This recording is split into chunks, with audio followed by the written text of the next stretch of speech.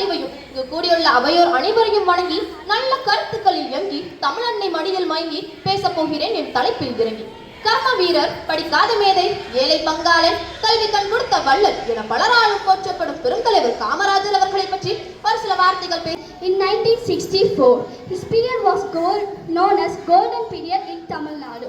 At last, he died on 1975, aged 72 in Chennai. Thank you. அனைவருக்கும் வணக்கம்.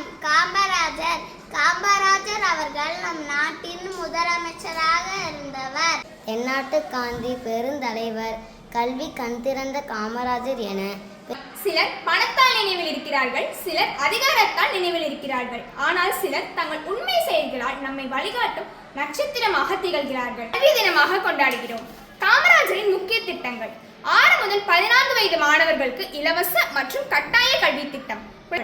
ஆடு மேய்ப்பவனும் மாடு மேய்ப்பவனும் நாளை நாடு மேய்க்க வேண்டும் என எண்ணினான். அத்தகைய சிறார்களை பள்ளிக்கு வர பண்ணினான். போதும் சாப்பாடு பிறகு போதி வாய்ப்பாடு என செய்தான் ஒரு சட்டம். அதுதான் மதிய உணவு திட்டம். கண்டா கண்ணில் வருது கர்ம வீரரே எங்கள் காமராஜரே. இங்கே நானு ஏலதா எழுத்தறிவோ துளைவுதா, இங்கே நானு ஏலதா எழுத்தறிவோ துளைவுதா. நீ விதைச்ச விதைதா, நான் இப்ப படிக்கிறேன் இந்த நிகழ்வுதான். நன்றி.